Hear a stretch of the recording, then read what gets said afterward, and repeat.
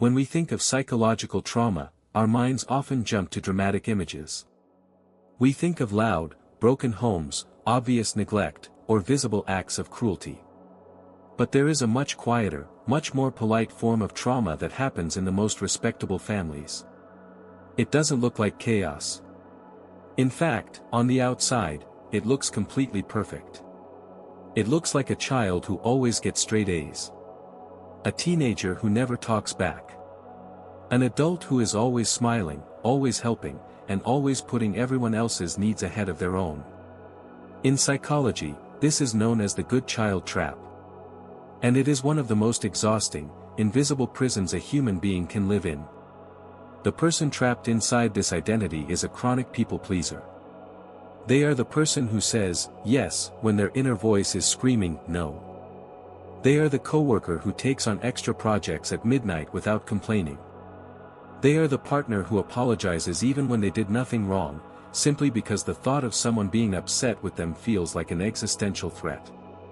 But here is the dark, uncomfortable truth that modern psychology is finally beginning to uncover: being too good is not a virtue. It is a defense mechanism. It is a beautifully painted mask designed to hide a profound, terrifying fear, the fear that if you stop being useful, if you stop making everyone else happy, you will be completely abandoned. Tonight, we are going to look behind that mask.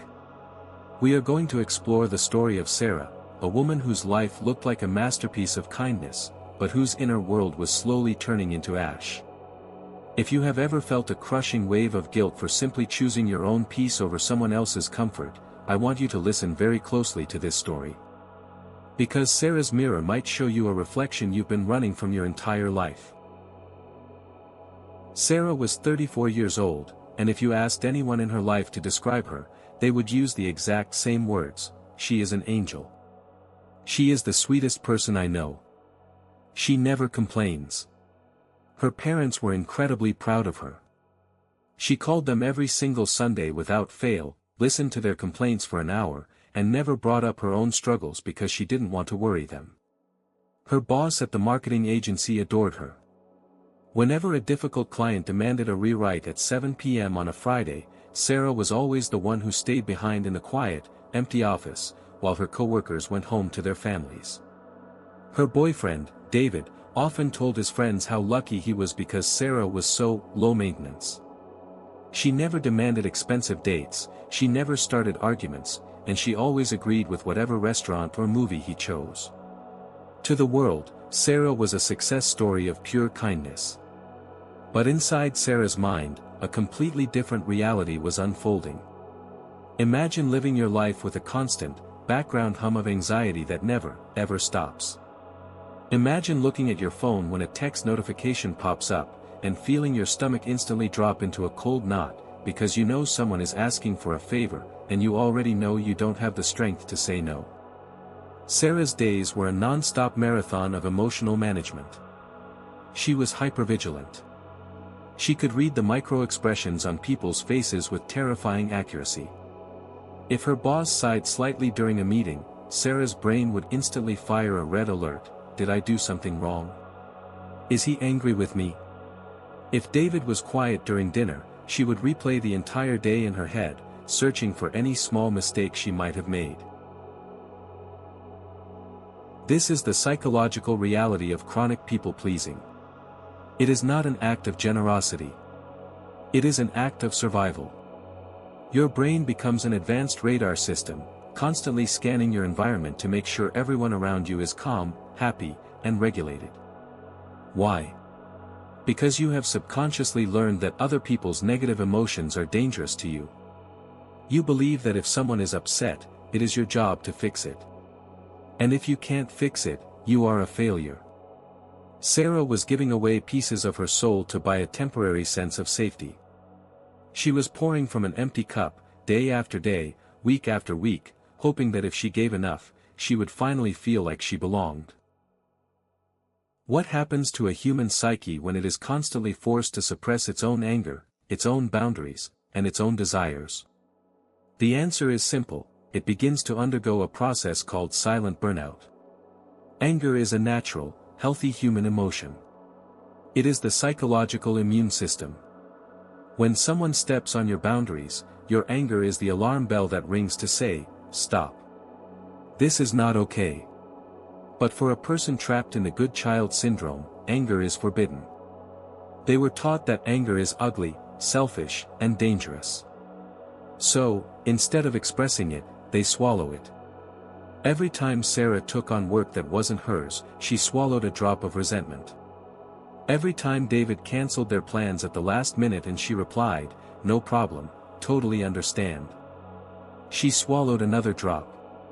Every time her mother criticized her appearance under the guise of love, and Sarah just smiled, the emotional water level in her soul rose higher and higher. By her mid-30s, Sarah was emotionally drowning.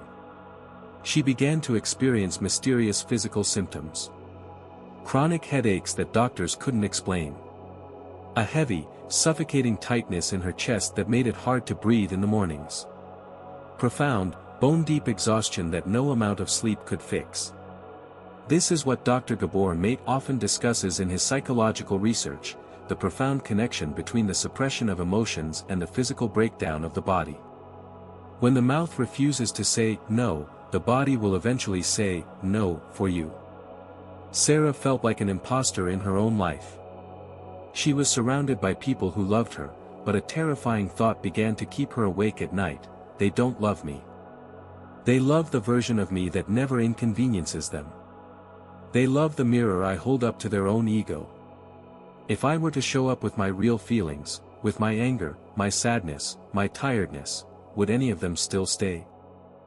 This is the ultimate tragedy of the people-pleaser.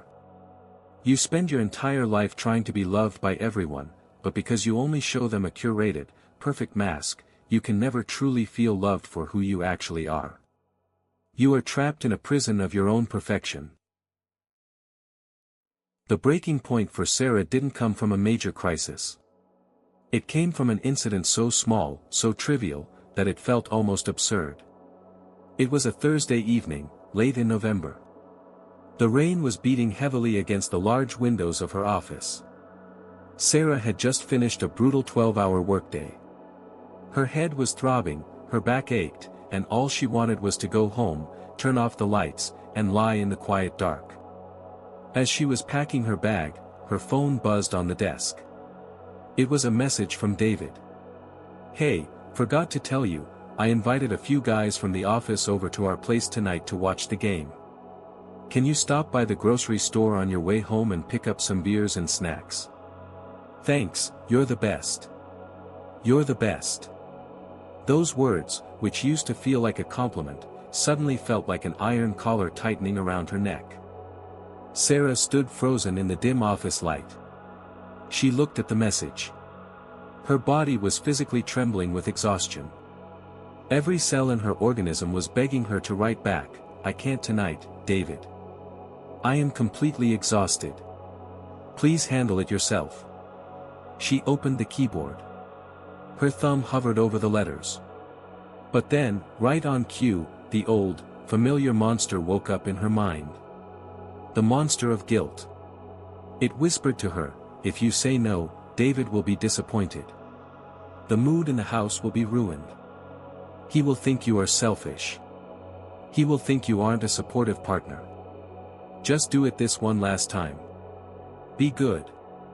With a heavy, mechanical sigh, Sarah deleted her real thoughts and typed 3 letters, "Okay." 30 minutes later, she was standing in the aisle of a crowded, brightly lit grocery store. The noise of the checkout counters was deafening. She was holding 2 heavy bags of ice, bottles of beer, and boxes of food. Her hands were cold, and the plastic handles of the bags were cutting deep into her fingers, leaving bright red marks. And then, as she was walking toward the exit, her grip slipped. One of the paper bags tore open. Bottles of beer hit the hard linoleum floor, shattering into 100 pieces. Liquid mixed with broken glass spread everywhere. The loud, sharp sound echoed through the entire store. Dozens of strangers turned around to look at her. Sarah stood completely still in the center of that mess. She looked down at the broken glass, at the liquid spreading around her shoes. And in that moment, something inside her brain snapped. She didn't scramble to pick up the pieces. She didn't apologize to the store manager who came running over. For the first time in 34 years, the perfect, polite, smiling Sarah disappeared. A single, hot tear rolled down her cheek, followed by another, until she was standing there, in the middle of a crowded grocery store, sobbing so deeply that she couldn't catch her breath. She wasn't crying because of the broken bottles. She was crying because her entire life felt like that torn bag, shattered, messy, and unable to hold the weight of everyone else's expectations anymore. Why do we do this to ourselves? Why is it easier to destroy our own health and peace than to disappoint someone else? In our next episode, we are going to go back to the very beginning. We will explore the childhood environment that creates the good child trap. We will look at how parents unknowingly train their children to become people pleasers, what this syndrome does to your brain chemistry, and the exact, painful process of learning how to say the most powerful word in the human language, no. Thank you for spending this evening with us at Hearts and Minds Lab. Join our community by subscribing to Hearts and Minds Lab. If Sarah's story felt like an uncomfortable mirror to your own life, remember that you are not alone in this prison.